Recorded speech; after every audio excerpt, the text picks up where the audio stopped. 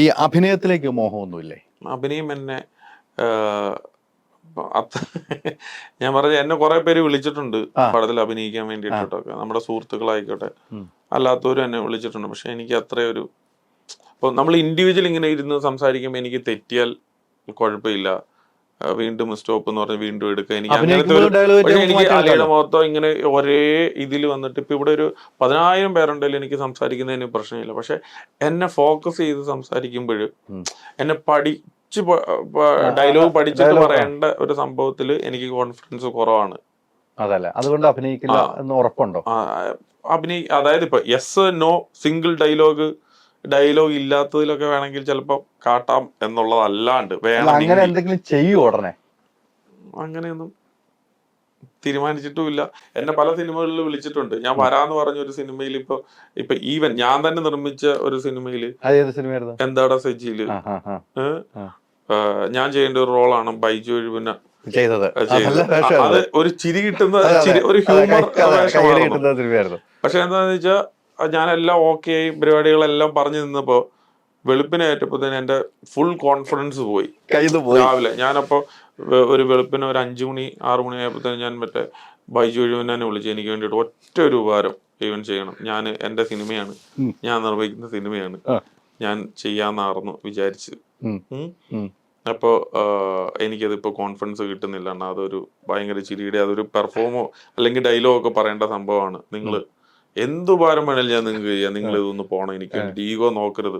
ഇന്ന് ഷൂട്ട് ചെയ്യേണ്ട സിനിമയാണ്, നിങ്ങൾ ഇപ്പൊ രാവിലെ ഇപ്പൊ തന്നെ ഇറങ്ങിയാലേ ഉള്ളൂ അങ്ങ് തൊടുപുഴയിൽ പോയി എത്തണം. എന്നിട്ടത് ചെയ്യാൻ പറ്റിയില്ല. അങ്ങനെ അത് ബൈജു എഴുപുന്നെയാണ് അത് പോയി ഈവൻ ചെയ്തത്. ഇപ്പൊ നിവിൻ പോളിയുടെ സിനിമയുണ്ട് ബോസ് ആൻഡ് ഗോ എന്ന് പറയുന്നത്, നമ്മുടെ സിനിമ തന്നെ. അതിലും എന്താന്ന് വെച്ചാൽ ഒരു അച്ഛന്റെ വേഷമുണ്ട്. അപ്പൊ എന്താന്ന് വെച്ചാൽ അതൊരു ഹ്യൂമർ, ഒരു നല്ല നോട്ടീസ് ചെയ്യുന്ന ഒരു വേഷമാണ്. അപ്പം ഞാൻ എന്നോട് ചെയ്യാൻ വേണ്ടിയിട്ട് ഡയറക്ടർ കുറെ ഈവൻ നിർബന്ധിച്ചു. പക്ഷെ ആദ്യം ഓക്കെ എന്ന് പറഞ്ഞു. പിന്നീട് എന്ന് കഴിഞ്ഞപ്പോ ഞാൻ പറഞ്ഞു എന്നെ കൊണ്ട് ചെയ്യാനായിട്ട് പറ്റത്തില്ല എന്ന് പറഞ്ഞു. അതിപ്പോ നമ്മുടെ നിർമ്മാതാവ് ഷാജി നടേശനാണ് ആ റോള് ചെയ്യുന്നത്. അല്ല, അപ്പൊ തന്നെ നമ്മുടെ കോൺഫിഡൻസ് ഈവന് പോവാണ്.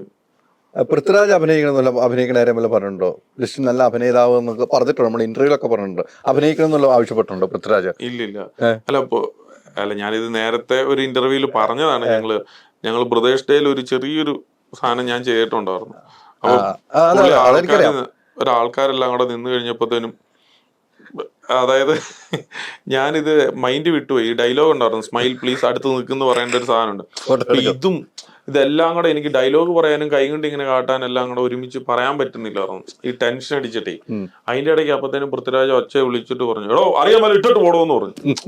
അപ്പത്തേനും എനിക്ക് ആകെപ്പാടെ മൊത്തം കയ്യിൽ നിന്ന് ഈവൻ പോയി. പിന്നെ ആ ഡയലോഗും അതെല്ലാം പാട്ടിലൂടെ ഈവൻ പറഞ്ഞു വിട്ടു ഷാജോണ്. അല്ല ഞാൻ പറഞ്ഞ ഇപ്പൊ ഒരു കോൺഫിഡൻസ് ഉണ്ടെങ്കിൽ നമുക്കൊക്കെ ചെറിയ കാര്യം പോലും ഈസി ആയിട്ട് ചെയ്യാവുന്നല്ലേ ഉള്ളൂ. തീർച്ചയായിട്ടും ഇത്രയൊക്കെ ചെയ്യാവുന്ന ലിസ്റ്റിന് അത് ചെയ്യാൻ കഴിയുന്നുള്ള ഒരു വിലയിരുത്തലാവട്ടെ. എനിക്ക് ലിസ്റ്റിനെ കണ്ട നാള് തൊട്ടുള്ള ഞാൻ എന്നും ചോദിക്കുന്ന ചോദ്യമാണ്, ലിസ്റ്റിന് എന്ന് അഭിനയിക്കുന്നത്. അതിനുള്ള കഴിവ് ലിസ്റ്റിനുണ്ട് എന്ന കാര്യത്തിൽ സംശയമില്ല. പിന്നെ ഭയങ്കര കഴിവുള്ളൊരു വലിയ ബഹുമതി നടൻ എന്ന നിലയിലുള്ള കഴിവല്ല പറഞ്ഞത്, നമുക്ക് അഭിനയിക്കാമെന്നൊരു നമുക്ക് സ്വയം തോന്നുന്ന ഒരു കഴിവുണ്ടല്ലോ. അങ്ങനെയാണെങ്കിൽ അഭിനയിക്കാൻ പറ്റുള്ളൂ. അതുകൊണ്ടാണല്ലോ വെളുപ്പിന് 5 മണി വരെ നമ്മൾ ആലോചിച്ച് അഭിനയിക്കാമെന്ന് നമുക്ക് കയ്യിൽ നിന്ന് പോകുന്ന നമ്മൾ ആളെ മാറ്റിയത്. ആ ഒരു കാഴ്ചപ്പാട് നമുക്ക് ഉണ്ടായാൽ മാത്രമേ അഭിനയിക്കാൻ പറ്റുള്ളൂ. അത്രേ ഉള്ളൂ. നമ്മൾ ജീവിതം മൊത്തം അഭിനയിച്ചു പോകുന്ന ആളുകളാണ്, അല്ലേ? അലി പോലും എത്ര സിനിമയിൽ അഭിനയിച്ചു, അല്ലെ? അഭിനയിക്കുന്നില്ലേ കുറെ സിനിമകളിൽ? അല്ല ഞാൻ പറഞ്ഞ അത് കുറെ ആർട്ടിസ്റ്റുകൾ കുറെ ആളുകളൊക്കെ നിൽക്കുമ്പോൾ അത് പെർഫോം ചെയ്യാന്ന് പറയുന്നത് അത് ഉള്ളിൽ നിന്ന് വരേണ്ടതാണ്. എനിക്കത് ഉള്ളിൽ നിന്ന് വരുന്നില്ല എന്നാണ് ഞാൻ പറഞ്ഞത്. എനിക്ക് പൃഥ്വിരാജിനോടൊത്ത് കോമ്പിനേഷൻ ചെയ്യാൻ പറ്റിയ അതാ ഞാൻ പറഞ്ഞത്. അപ്പൊ അതെനിക്ക് പറ്റുന്നില്ല എന്നാ ഞാൻ പറഞ്ഞത്. അതെ, അത് ചില കാര്യങ്ങൾ അങ്ങനെയാണ് വരുന്നത്. എന്തായാലും ലിസ്റ്റിനെ സംബന്ധിച്ചിടത്തോളം നല്ലൊരു ഫിലിമിനെ ഇഷ്ടപ്പെടുന്ന, സിനിമയെ ഇഷ്ടപ്പെടുന്ന ഒരു വ്യക്തിയാണ്. നമ്മുടെ സ്വപ്നമെല്ലാം സിനിമയാണ്, അല്ലേ? പഠിക്കുന്ന കാലം തൊട്ട് സിനിമ സ്വപ്നം കണ്ടു വന്ന് ഇവിടം വരെ എത്തി. ഇപ്പം എത്ര സിനിമയായി നിർമ്മാണം? 28 സിനിമയായി. ഈ പ്രായത്തിൽ 28 സിനിമയായി. ഇത്രയും പ്രായം കുറഞ്ഞൊരു നിർമ്മാതാവ് ഇത്രയും സിനിമ ചെയ്തവർ വേറെ ഉണ്ടാവുമെന്ന് എനിക്ക് തോന്നുന്നില്ല കേട്ടോ. എൻ്റെ തെറ്റാണെന്ന് എനിക്ക് തോന്നുന്നില്ല, അല്ല ലിസ്റ്റിനെ? ഇത്രയും സിനിമകൾ ചെയ്ത് ഈ പ്രായങ്ങളിലുള്ള നിർമ്മാതാവ് ഇത്രയും സിനിമകൾ ഇത്ര ചുരുങ്ങിയ കാലഘട്ടത്തിൽ ചെയ്ത ഒരു നിർമ്മാതാവ് ഉണ്ടാകില്ല. തൊട്ടതെല്ലാം പൊന്നാക്കാൻ കഴിഞ്ഞിട്ടുണ്ട്. ചില സമയത്ത് ചില പാളിച്ചകൾ വന്ന് ചില സിനിമകൾ പരാജയപ്പെടുന്നു. ഇനിയും ഒത്തിരി സിനിമകൾ ചെയ്യണം. നല്ല സിനിമകൾ മലയാളി പ്രേക്ഷകർക്ക് നൽകണം. ഇപ്പോൾ ഏറ്റെടുക്കുന്ന 2 സ്ഥാനങ്ങളും കൃത്യമായി അത് നിറവേറ്റാൻ താങ്കൾക്ക് കഴിയണം. താങ്കളിൽ നിന്നും ഇനിയും ഞങ്ങൾ ഒത്തിരി പ്രതീക്ഷിക്കുന്നത് സംഘടനയിൽ നിന്നാണ് നമ്മൾ കൂടുതൽ പ്രതീക്ഷിക്കുന്നത്.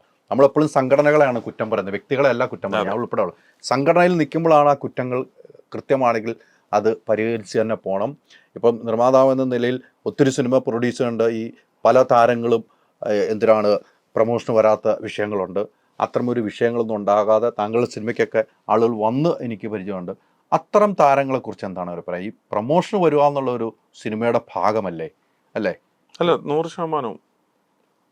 അല്ല, ചില കാര്യങ്ങൾ ഇപ്പം നമ്മളിപ്പോൾ ചില ഡേറ്റുകൾ മാറി, അതെ, എൻ്റെ സിനിമകളിൽ ആർട്ടിസ്റ്റ് പ്രൊമോഷന് വരാതെ ഉണ്ട്. കാര്യം നമ്മളതെന്താണ് പറയാത്തതെന്ന് ചോദിച്ചാൽ, നമ്മൾ സിനിമ പ്ലാൻ ചെയ്ത സമയത്തല്ല നമ്മൾ റിലീസ് ചെയ്തത്. അപ്പോൾ ആർട്ടിസ്റ്റ് എന്താണെന്ന് ചോദിച്ചാൽ, നമുക്കിത് ഒത്തിരി അലിക്കാണല്ലോ അറിയാം, ഇത് ഒത്തിരി നാളെ മുമ്പേ നമുക്കിത് എടുത്ത് ഷൂട്ട് ചെയ്ത് വെക്കേണ്ട കാര്യമില്ല. അപ്പോൾ അതുകൊണ്ട് ആ സമയത്താണ് ഇത് സാധാരണ റിലീസിനോടനുബന്ധിച്ചാണ് ഇതിൻ്റെ കാര്യങ്ങളെല്ലാം, പ്രൊമോഷൻ വർക്കെല്ലാം നടക്കുന്നത്. സോ പല സിനിമകളും ബിസിനസ് ആവാതെ ഇരിക്കുന്നു. അപ്പോൾ അങ്ങനെ ബിസിനസ് ആവാതെ തിയേറ്റർ ഡേറ്റ് ഫിക്സ് ചെയ്യും. പക്ഷേ ഡേറ്റിനോടനുബന്ധിച്ചാകുമ്പോഴും ബിസിനസ് നടക്കുന്നില്ല. അപ്പോൾ ഈ സിനിമ സ്വാഭാവികമായിട്ടും തള്ളിപ്പോയി വേറൊരു ഡേറ്റിലേക്കാവും. മനസ്സിലായി? അപ്പം ഈ ആർട്ടിസ്റ്റ് ഒക്കെ വേറെ സിനിമകളിലായിരിക്കും അഭിനയിക്കുന്നത്. ഇപ്പം ഞാനെന്ന പ്രൊഡ്യൂസറിന്റെ സിനിമയിലായിരിക്കാം ഒരു ആർട്ടിസ്റ്റ് അഭിനയിക്കുന്നത്. വേറെ ഇപ്പം എത്രയോ പ്രൊഡ്യൂസേഴ്സ് ഉണ്ട്. അപ്പം അവരുടെയൊക്കെ സിനിമകളിൽ അപ്പം അവർ സമ്മതിക്കത്തില്ല. അവിടെയുള്ള ആർട്ടിസ്റ്റിൻ്റെ കോ ആർട്ടിസ്റ്റുകളുണ്ടല്ലോ, അവരുടെ ഡേറ്റ് ചിലപ്പോൾ ഇപ്പോൾ ഇന്ന ഒരാൾ പോയി കഴിഞ്ഞ് കഴിഞ്ഞാൽ ആ ആർട്ടിസ്റ്റിന്റെ ഡേറ്റ് പിന്നെ കിട്ടുന്നത് 1 മാസം കഴിഞ്ഞിട്ടായിരിക്കാം.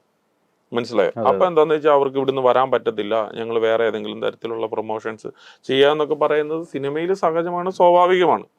റീസൺ ഉണ്ടാകണം. അതെ, റീസൺ ഉണ്ടാവണം. തീർച്ചയായിട്ടും റീസൺ ഉണ്ടായാൽ നമ്മൾ അംഗീകരിക്കാൻ തയ്യാറുമാണ്. അതെ, ഇപ്പൊ ഒരാൾക്ക് പനി പിടിച്ചിട്ട് ഇപ്പൊ ഇവൻ ഇരിക്കുകയാണ്, ആൾക്ക് പോയി ചെയ്യാനായിട്ട് പറ്റുമോ? ഇല്ല. അല്ലെങ്കിൽ ഒരാൾക്ക് ഇപ്പൊ ഈവൻ എന്തെങ്കിലും അസുഖങ്ങളായിക്കോട്ടെ, ഒരു കൈ ഒടിഞ്ഞിരിക്കുക അല്ല കാലൊടിഞ്ഞിരിക്കുക, ഇപ്പൊ എന്തെങ്കിലും ചെയ്യാൻ പറ്റുമോ? ഒന്നും ചെയ്യാൻ പറ്റത്തില്ല.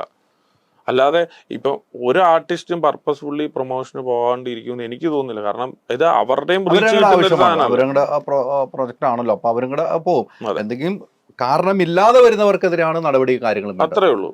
അല്ല, തീർച്ചയായിട്ടും പ്രൊമോഷന് പോകാനുള്ള ഒരു സിനിമയെ സംബന്ധിച്ച് പ്രൊമോഷൻ ആവശ്യമാണ്. അത് പ്രൊഡ്യൂസറിനേക്കാളും ആവശ്യം തന്നെയാണ് ആർട്ടിസ്റ്റിനും. അവര് പോകേണ്ടതാണ്. അവർക്ക് എന്തെങ്കിലും സാഹചര്യത്തിൽ വരാൻ പറ്റാതെ ഒരു പ്രത്യേക കാരണം ഉണ്ടാവും, അതുകൊണ്ടിട്ട് മാത്രമായിരിക്കും വരാത്തതെന്നാണ് എൻ്റെ എക്സ്പീരിയൻസ്. ഞാൻ ഇത്രയും സിനിമ എടുത്ത ഒരാളാണല്ലോ. അതെ അതെ. പൃഥ്വിരാജ് ഇപ്പൊ എങ്ങനെയുണ്ട്? നന്നായിട്ട് ഇവൻ ഇരിക്കുന്നു, റെസ്റ്റ് എടുത്തോണ്ടിട്ട് ഇരിക്കുന്നു. ഇനി എത്ര നാളുകൊണ്ട് റെസ്റ്റ് വേണമെന്നാണ് പറഞ്ഞത്? കൂടുതൽ വിവരം താങ്കളെടുത്ത് ചോദിച്ചാൽ കിട്ടുമെന്നുള്ള രീതിക്ക് ചോദിച്ചാണ്. ഒരു മാസത്തോടെ ഒക്കെ കഴിയുമ്പോഴത്തേനും ഇതിന് ഓക്കെ ആവും. പിന്നെ ആള് ഇപ്പൊ ഇത് കാലിനാണല്ലോ ഇതിന് പറ്റിയത്, അപ്പൊ അതുകൊണ്ടിട്ട് എന്താന്ന് വെച്ച് കഴിഞ്ഞാൽ റെസ്റ്റ് ഇപ്പൊ